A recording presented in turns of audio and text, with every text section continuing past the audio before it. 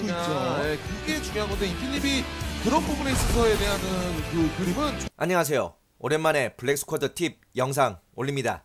저는 FPS 유저 백악입니다. 이번 영상은 BSN 리그 시즌4 A조 HB와 RKSC B조 30.4와 굿 이 두 경기에 대한 팁을 담았습니다. 예. 가는데 수비가 하도 안 움직이니까 약간 움직임이 좀 있었어요. 근데 이제 가야 돼요. 레츠비와 RKSC의 경기에서 레츠비의 정의도 선수가 벌인 관통샷은 쓸데없어 보입니다.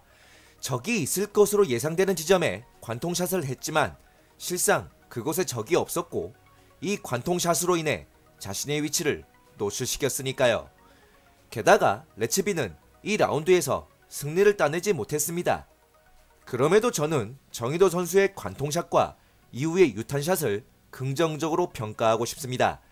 만약 이곳 나선 하층이나 이곳 1층 출입구에 적들이 매복해 있었다면 이 관통샷과 유탄샷은 매복해 있는 적들의 집중을 조금이라도 흩뜨리게 하여 나선 하층으로 진입하는 팀원들에게 도움이 되었을 겁니다. 운이 따른다면 엔트리킬까지 가져갔겠죠. 빠지는 약간 굉장히 중요합니다 이거. 나눠져 있어요. 예. RKSC는 지금. 체력상도 거의 비슷한 유탄? 상황. 치고 그렇죠. 위치를 알고요. 두 번째 팁은 비나선 꼭대기층 출입구를 향한 실각 정찰입니다.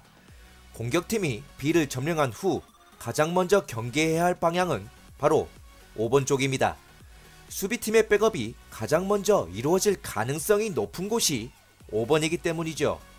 5번은 바닥과 꼭대기층 둘 다 포함됩니다. 그렇다면 이 둘 중 어느 곳을 경계하는 게 더 중요할까요? 저는 꼭대기층이라고 생각합니다. 5번 바닥에서 B로 들어가려면 두 곳도 아닌 세 곳을 경계해야 합니다. 이는 샷의 집중도를 떨어뜨리고 잘못하다간 타이밍이 맞지 않아 전국행 열차를 탈 수 있죠. 이에 비해 꼭대기층은 양각이기는 하지만 안정적으로 한 곳마다 경계하며 B 쪽으로 진입할 수 있습니다. 그래서 공격수들은 B를 보다 확고히 그리고 안정적으로 지키기 위해 나선 꼭대기층 입구까지 가서 적배를 향해 총뿌리를 겨누기도 하죠. 그러나 이는 자칫 적의 매복에 당할 위험성이 있습니다. HP가 낮은 상태에서는 더 위험하죠. 이 실각 정찰은 그런 위험성을 낮추면서 적의 동태를 살필 수 있습니다.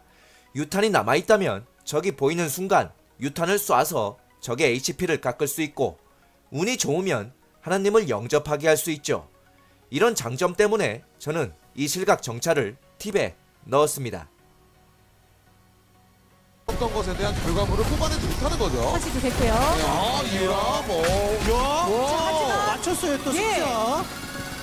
탈로 하나 보내고. 안전에 강한데요, 그 팀. 진짜 굿인데요. 야, 하지만 정민호가 수합을 했죠. 공격수들은 B에 C4를 설치한 후 대부분 나선에서 매복을 합니다. 저 또한 그렇습니다. 다른 매복 장소보다 유리한 점이 많기 때문이죠.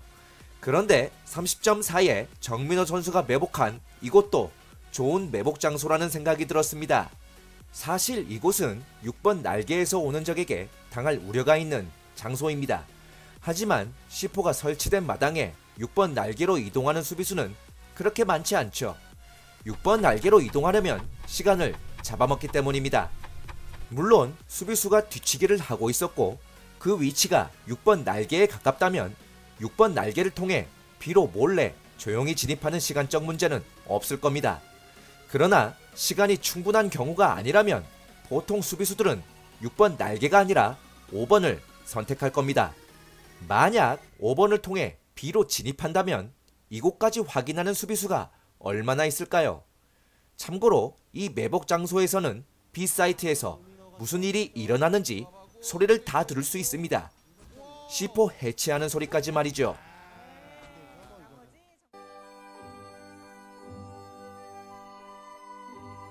저는 FPS 유저 백악이었고요. 좋아요와 구독 부탁드리겠습니다. 시청해주셔서 감사합니다.